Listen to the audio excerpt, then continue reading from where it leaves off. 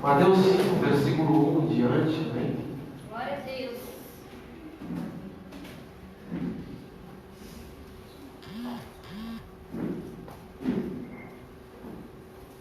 Glória a Deus.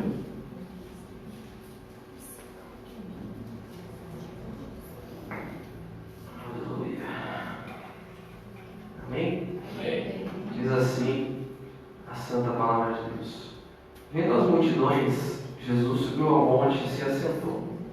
Seus discípulos aproximaram-se dele e ele começou a ensiná-los, dizendo: Bem-aventurados os pobres em espírito, pois deles é o reino dos céus. Bem-aventurados os que choram, pois serão consolados. Bem-aventurados os humildes, pois eles receberão a terra por herança. Bem-aventurados que têm fome e sede de justiça, pois serão satisfeitos. Bem-aventurados os misericordiosos, pois obterão misericórdia. Bem-aventurados os puros de coração, pois verão a Deus. Bem-aventurados os pacificadores, pois serão chamados filhos de Deus. Bem-aventurados os perseguidos por causa da justiça, pois deles é o reino dos céus. Bem-aventurados serão vocês quando por minha causa os insultarem, os perseguirem e levantarem todo tipo de calúnia contra vocês. Alegrem-se e regozijem-se, porque grande é a sua recompensa nos céus, pois da mesma forma perseguiram os profetas que viveram antes de vocês. Senhor Jesus Cristo, meu Deus, tem misericórdia. Abra o teu nome, Jesus. Que o teu Espírito Santo, ó Pai, possa alcançar a nossa vida. E que o Senhor possa, nessa noite, através da tua preciosa palavra, meu Deus, alcançar os corações. Que não seja, Senhor, somente mais um pouco, mas que possamos ser alcançados por tua santa palavra nessa noite. Em o nome do Senhor Jesus. Aleluia. Feche os olhos. Os rios se abalam, os povos se curvam, as bocas se abrem, as mãos se levantam para dizer que tu és o rei. Para dizer que tu és o Senhor.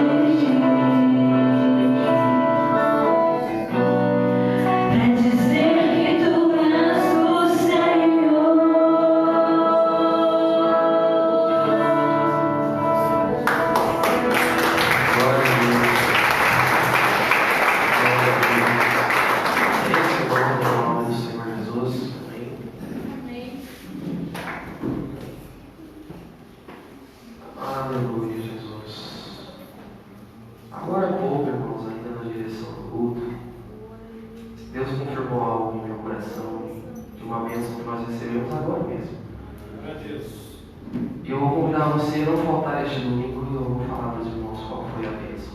Guarde isso no seu coração. Bom, graças ao Senhor Jesus Cristo e a sua misericórdia, por mais uma oportunidade na sua casa, na sua presença, por mais um dia de livramento, de proteção, que o Senhor Jesus Cristo operou em nossas vidas.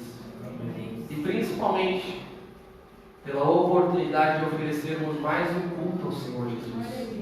Isso é algo realmente magnífico, maravilhoso que o Senhor nos permite em cada momento das nossas vidas.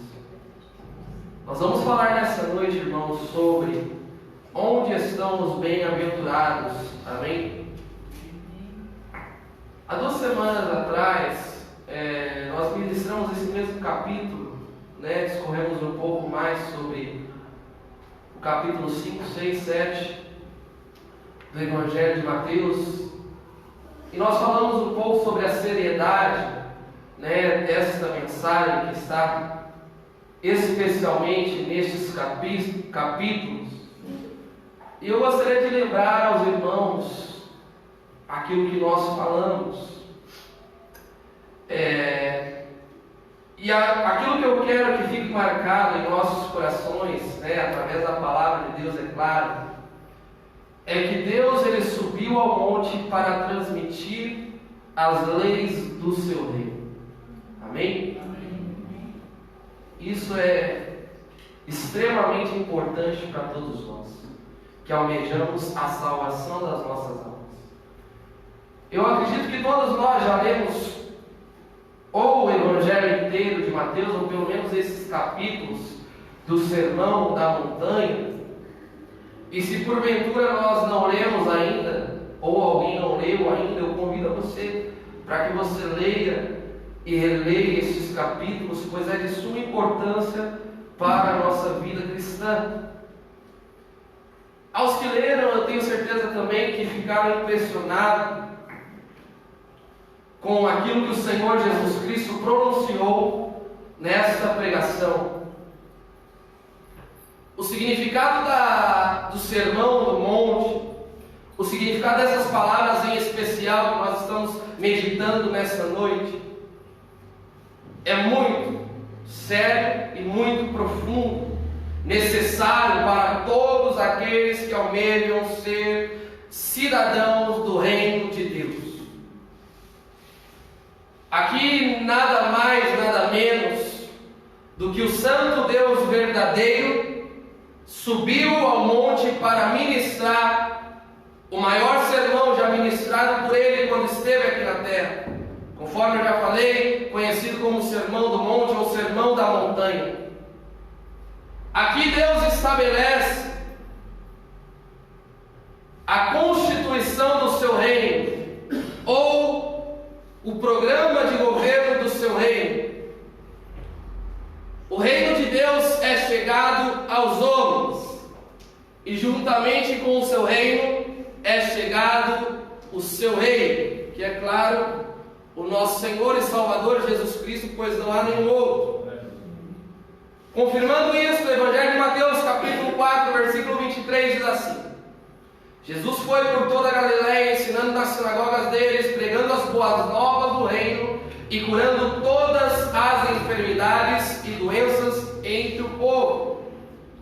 Ainda em Lucas capítulo 10, versículo 9 a 11 diz assim: E curai os enfermos que nela houver, e dize-lhes: É chegado a vós o reino de Deus.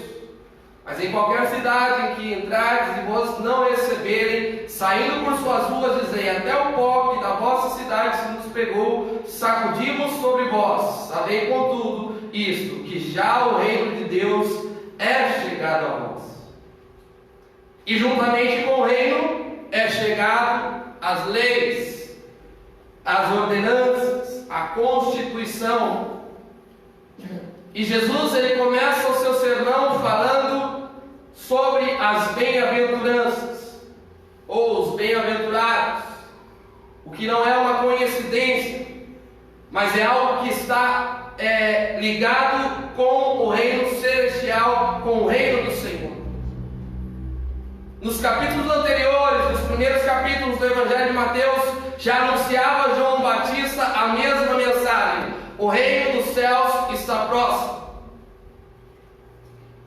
E com este anúncio, dá-se a entender que havia a oportunidade de ingressarmos, adentrarmos neste reino.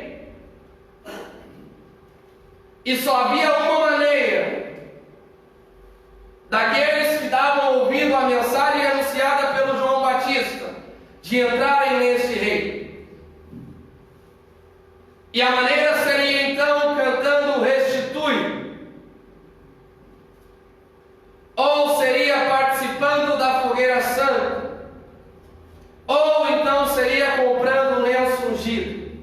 Não, nenhuma dessas formas é a correta. A maneira seria através de um arrependimento. A palavra grega utilizada para arrependimento é metanoia, que significa mudança de mente. Evangelho de Mateus capítulo 3, versículo 2 diz assim, dizendo: arrependei-vos, porque é chegado o reino dos céus. Era a mensagem que João Batista anunciava. Mateus 4,17 diz assim: desde então começou Jesus a pregar e a dizer: arrependei-vos, porque é chegado o reino dos céus. Amém. Após a prisão de João Batista, Jesus Cristo continuou anunciando a mesma mensagem que o profeta anunciava: arrependei-vos. Após o Senhor Jesus Cristo ser elevado aos céus, seus discípulos anunciavam a mesma mensagem: arrependei-vos. Após o estabelecimento da igreja no primeiro século e a continuação desta igreja com os cristãos que foram sendo acrescentados, a mensagem continuava sendo a mesma: arrependei-vos. Porque esta é a única forma de ingressarmos no reino de Deus. Mas nos últimos dias, essa mensagem tem sido mudada por algumas coisas interessantes, como campanhas da vitória, fogueira santa, mensagens de que Jesus te ama assim e Ele te entende. Mas para aqueles que almejam participarem do reino de Deus, é necessário um convite, e o convite já foi feito. Então é necessário uma chave para que possamos abrir a porta deste reino, e a chave ela é única: arrependimento. Não há outra chave ou outra forma de nós ingressarmos no reino de Deus. Somente através de um verdadeiro arrependimento é que nós podemos de fato entrar no reino que o Senhor Jesus Cristo estabeleceu quando veio a esta terra. O que nos faz cidadão deste reino? O que demonstra que verdadeiramente nós fazemos parte do reino estabelecido por Cristo. Não é somente o fato de sermos batizados nas águas, não. Não é o fato de fazermos campanhas, não. Não é o fato de estarmos em alguns cultos, também não. O fato de nós nos arrependermos continuamente diante do Senhor é a chave para que a porta desse reino se abra diante de nós. Metanoia, que significa mudança essencial de pensamento ou de caráter, transformação espiritual. E isso é uma obra que vem dos céus, é algo sobrenatural. É algo que Deus opera em nós quando nós nos sentimos com a necessidade de nos arrependermos dos nossos pecados. Então o arrependimento é a evidência de que nós fazemos parte do reino estabelecido pelo Senhor Jesus Cristo nesta terra. E como nós sabemos que nós já passamos por esta metanoia, mudança de mente, a palavra de Deus nos responde no Evangelho de Mateus capítulo 5. As bem-aventuranças são características dos servos do Senhor. ela deve ser minha característica e ela deve ser sua característica. São marcas daqueles que ingressaram e que permanecem como cidadãos do reino. O Senhor Jesus Cristo, Ele nos fala de 8 bem-aventuranças, porque as duas últimas está falando da mesma coisa, perseguição. E todos que fazem parte do seu reino necessariamente precisam ter essas marcas. Porque se não houvesse a necessidade, Deus não subiria ao monte para transmitir essa mensagem ao povo. Mas Jesus se manifesta como rei. Glória a Deus. E transmite as leis para aqueles que almejam viver no seu reino. 8 marcas de todo aquele que serve ao Senhor. E isso não é para alguma parte dos cristãos. Isso não é para metade da igreja, ou para um quarto da igreja, ou para os pastores e para os obreiros. Isso é para todos aqueles que almejam ser cidadãos do reino de Deus. Amém. Todos nós precisamos ter as oito marcas, as 8 bem-aventuranças anunciadas por Cristo. E por isso essa metanoia ela é sobrenatural. É Deus quem faz em nós, pois somente Deus, através do seu Espírito Santo, para operar um milagre tão grande em seres humanos tão maus como nós. E talvez você pode dizer, mas eu sou pobre em espírito, mas eu não sou misericordioso. Ou eu sou misericordioso, mas não sou puro de coração. Não dá.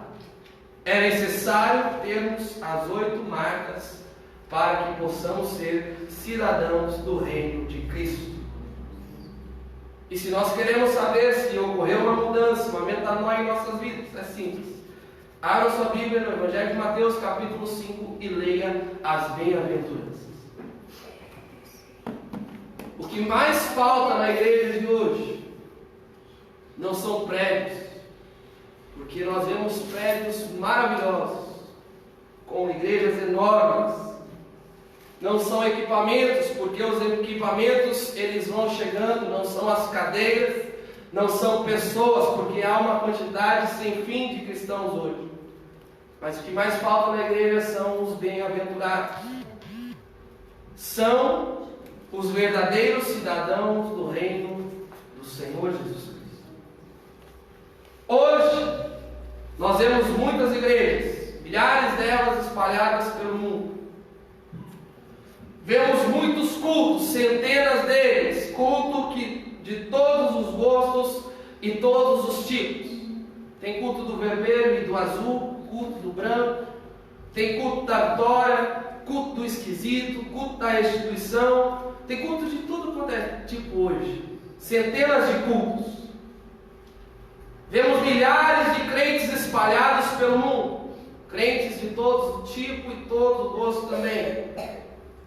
Ouvimos pessoas dizer cada coisa sobre a palavra do Senhor, que às vezes pensamos que seria melhor que não falasse. Eu particularmente, eu gosto de estudar bastante as biografias dos cristãos antigos, eu gosto de ler sobre isso. E eu leio muito sobre isso, então nós acabamos fazendo uma comparação com os dias atuais. E nós vemos uma diferença muito grande entre os cristãos de antigamente e os cristãos de hoje em dia. Os que são mais velhos podem afirmar isso com certeza.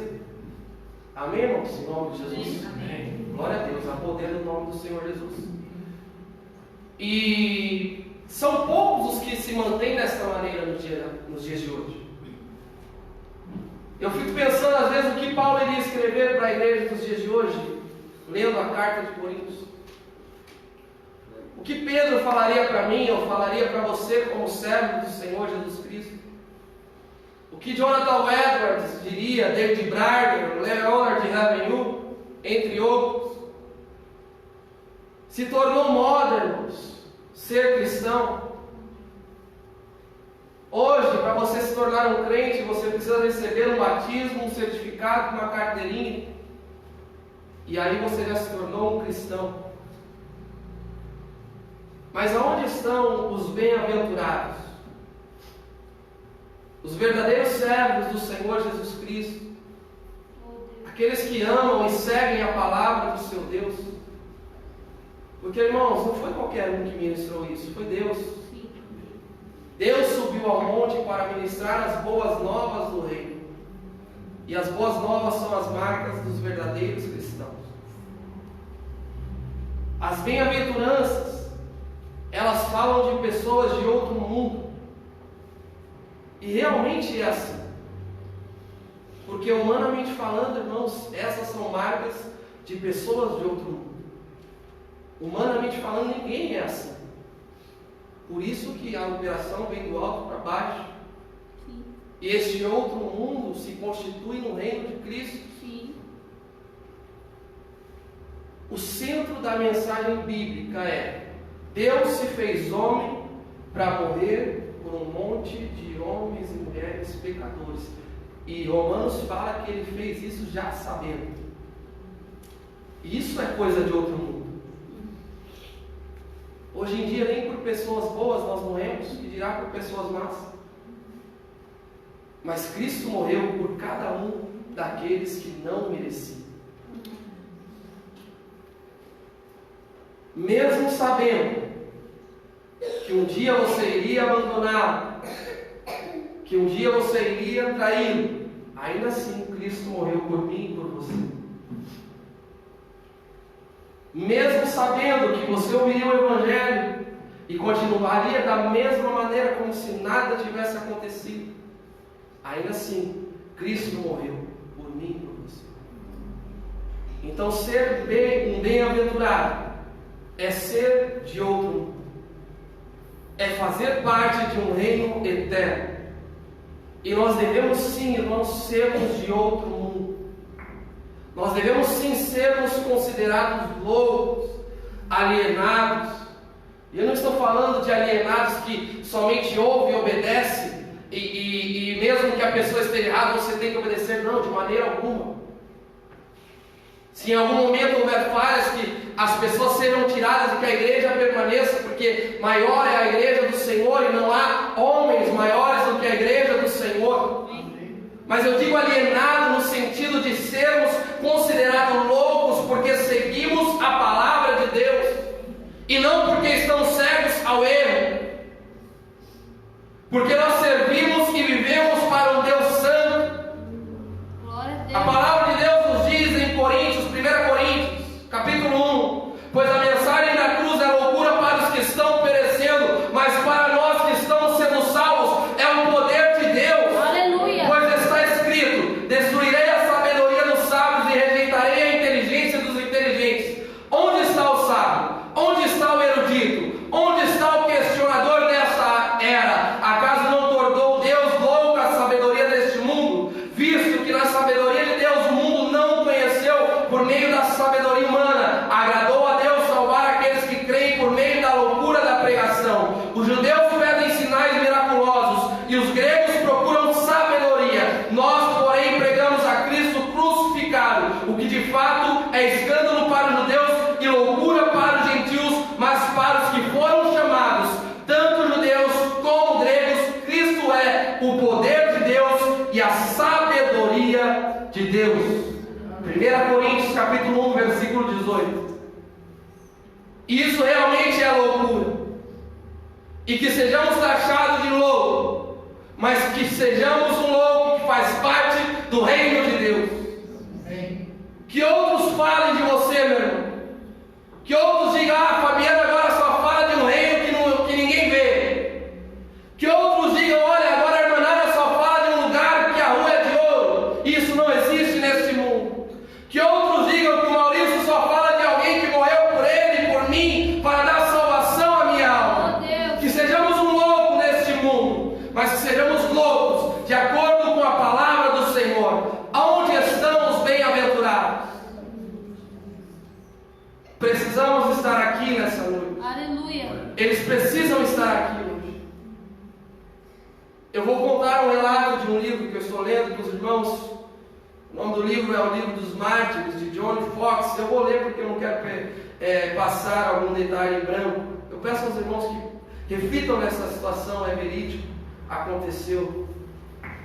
Diz assim: quando o Romano pela segunda vez pregou o Deus vivente, o Senhor Jesus Cristo, e havia a vida eterna por meio da fé no seu sangue, Asclepíades ordenou aos carrascos que lhe esmoassem a boca até que os seus dentes fossem arrancados e sua pronúncia acabasse também afetada. A ordem foi cumprida, ele foi esmurrado, suas sobrancelhas foram rasgadas, a unha e suas faces perfuradas a faca. A pele da barba foi pouco a pouco arrancada. Finalmente, seu belo rosto estava todo deformado. Disse o dócil mártir: eu lhe agradeço, ó prefeito, por ter aberto em mim muitas bocas com as quais posso pregar a Cristo, meu Senhor e Salvador. Veja, cada ferida que eu tenho é uma boca louvando e cantando a Deus. O prefeito, assombrado com essa singular constância, ordenou que suspendesse as torturas. Ameaçou o nobre mártir com fogo cruel, insultou e blasfemou a Deus, dizendo: o teu Cristo crucificado não é mais que um Deus de honra. Os deuses dos gentios são de extrema antiguidade. Nesse ponto, o Romano, aproveitando a ocasião, fez um longo discurso sobre a eternidade de Cristo, sua natureza humana e sobre a sua morte e expiação pela humanidade. Em seguida, disse ele: dê-me ao prefeito uma criança de apenas 7 anos, isenta de malícia e de outros vícios com os quais a idade mais madura geralmente está infectada, e o Senhor ouvirá o que ela tem a dizer. Seu pedido foi aceito. Dentre a multidão chamou-se um menininho que foi colocado diante do mártir. Dize-me, filhinho, disse ele, se tu achas que há razão para que adoremos a um só Cristo, ou então para que adoremos a muitos deuses? Ao que o menininho respondeu: certamente, aquele que os homens afirmam ser Deus, seja o que for, deve ser um só, e o que lhe é próprio é único, porque Cristo é único. Cristo é necessariamente o verdadeiro Deus, pois nós crianças não podemos acreditar que existam muitos deuses. Sim. A essa altura o prefeito, tomado de puro espanto, disse: tu jovem, vilão e traidor, onde e de quem aprendeste esta lição? De minha mãe, disse a criança. Com seu leite suguei a lição de que devo crer em Cristo. Chamou-se a mãe e ela de bom grado se apresentou. O prefeito ordenou que a criança fosse pendurada e açoitada. Os conduídos espectadores desse ato impiedoso não conseguiam controlar as lágrimas. Apenas a mãe, exultante e feliz, a tudo assistia com as faces secas. Na verdade, ela repreendeu o seu doce filhinho por implorar por um gole de água fria. Disse-lhe para ter sede da taça da qual outrora beberam os infantes de Belém. Deixando de lado o leite e as papinhas de sua mãe, ela o encorajou a lembrar-se do pequeno Isaac, que, vendo a espada com a qual seria batido e o altar sobre o qual seria queimado em sacrifício, de boa mente apresentou ter o pescoço ao golpe da espada do seu pai. Enquanto era dado esse conselho, o sanguinário algoz arrancou o couro do alto da cabeça do menino, com o cabelo e tudo. Gritou então a mãe: aguenta, filhinho, logo tu verás aquele que te enfeitará a cabeça nua com uma coroa de glória eterna. A mãe consola a criança se sente consolada. A mãe anima o menininho, sente-se animado e recebe os açoites com um sorriso no rosto. O prefeito, percebendo que a criança era invencível e sentindo-se derrotado, mandou o abençoado menininho para a festa da masmorra e deu ordens para que as torturas de Romano, principal autor destas maldades, fossem repetidas e intensificadas. Assim Romano foi trazido outra vez para novos açoites, devendo os castigos serem renovados e aplicados sobre as suas velhas feridas. O tirano já não aguentava mais, era necessário apressar a sentença de morte. É penoso para ti, disse ele, continuar vivo por tanto tempo. Não tenhas dúvida de que uma flamejante fogueira será breve preparada. Nela, tu e aquele menino, teu companheiro de rebelião, sereis consumidos e transformados em cinza. Romano e o menininho foram conduzidos para a execução. Ao chegarem ao local escolhido, os carrascos arrancaram o filho da sua mãe, que o tomara dos braços. A mãe, limitando-se a beijá-lo, entregou a criancinha. Adeus, disse ela.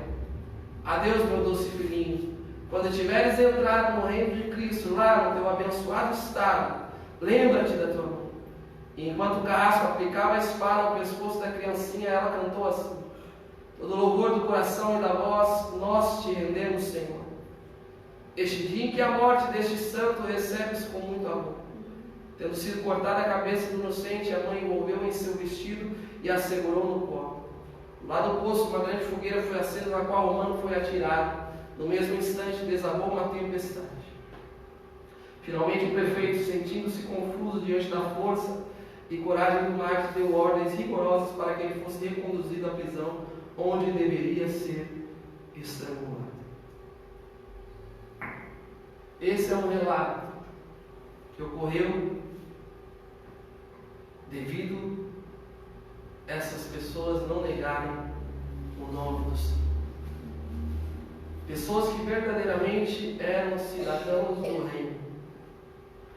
Agora seja sincero, cada um de nós sejamos sinceros nessa noite, diante de Cristo. E eu vou pedir para os irmãos bastante atenção. Esquece do seu marido, esquece da sua esposa, esquece dos seus filhos que estão ao seu lado agora. Pense na sua vida cristã. E pense se você realmente é um cidadão do reino. E eu me incluo nesse pensamento. Quantos de nós sofreríamos tal crueldade e permaneceríamos fiéis por amor de Cristo? Seja sincero para o Senhor. Aí no seu pensamento, onde Deus sabe exatamente o que você está pensando. Quantos de nós estaríamos dispostos a isso por causa do Senhor Jesus Cristo? Será que suportaríamos tanto sofrimento? Quantas mães hoje entregariam seu filho da maneira que essa mãe fez, incentivando a criança a não negar o seu Senhor, mesmo sofrendo com tamanha tortura? É óbvio que não foi fácil para aquela mulher, mas ela tinha a certeza de que aquela criança adentraria no reino celestial. Então ela fez o melhor que ela pôde para o seu filho. Mas quantos de nós agiríamos da mesma maneira se desencadeasse uma perseguição em nosso país? E talvez você possa dizer: ai, que crueldade, pastor.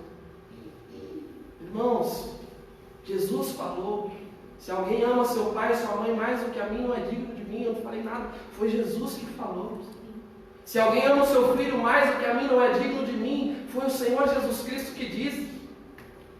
Aonde estão os bem-aventurados? O céu ele não é alcançado de qualquer jeito. Não vai haver nenhum tipo de brecha para nós passarmos e adentrarmos no céu. Não vai haver possibilidade de nós entrarmos pela janela, ou nós entramos pela porta que é Cristo, ou nós vamos ficar para o lado de fora. A chave ela está em nossas mãos, irmão. Oh, Deus. Ela está exatamente em nossas mãos, que é um arrependimento diante do Senhor. Oh, Deus.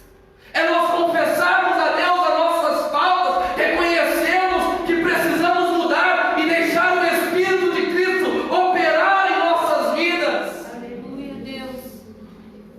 Estamos vivendo dias terríveis, irmãos. Últimos dias nessa terra e nós estamos vivendo dias terríveis. Temos tempo para tudo nesse mundo.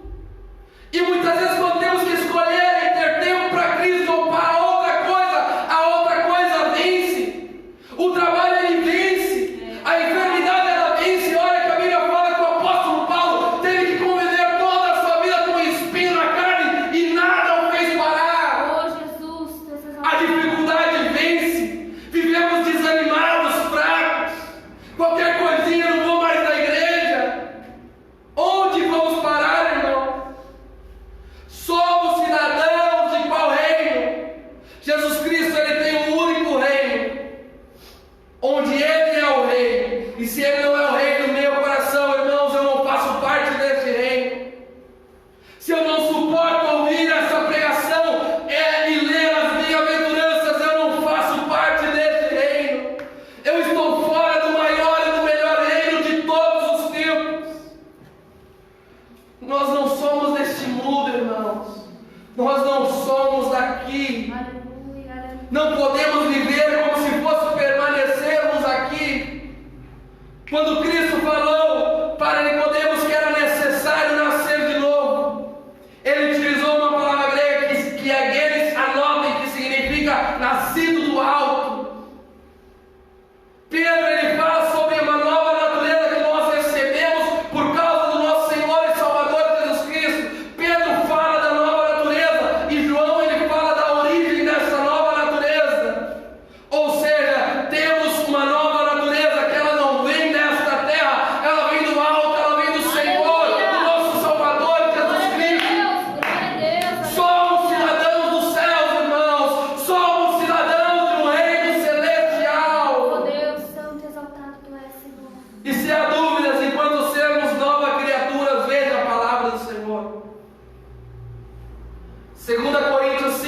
17: portanto, se alguém está em Cristo, é nova criação.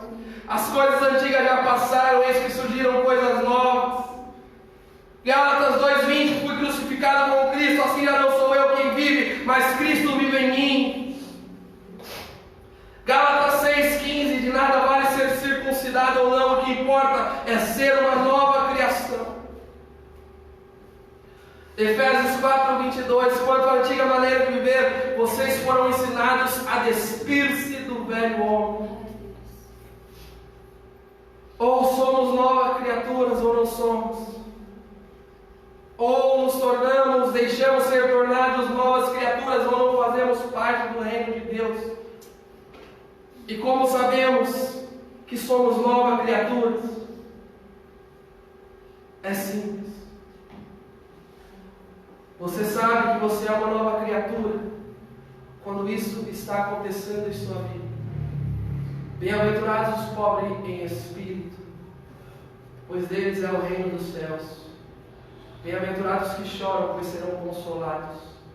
Bem-aventurados os humildes, pois eles receberão a terra por herança. Bem-aventurados que têm fome e sede de justiça, pois serão satisfeitos. Bem-aventurados os misericordiosos, pois obterão misericórdia. Bem-aventurados os puros de coração, pois verão a Deus.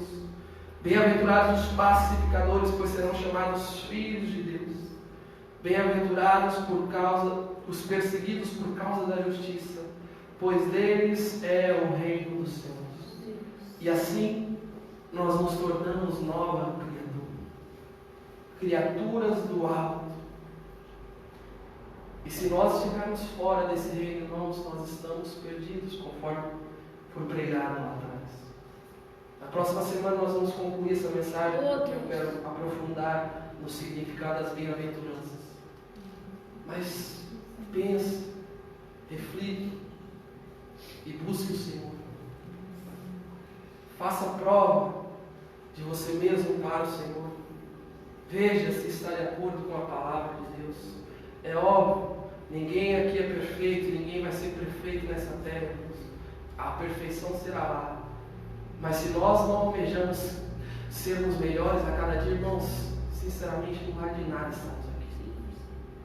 Não precisamos ficar enganando ninguém. Nós estamos preocupados com o seu dinheiro, nós estamos preocupados com nada dessa terra.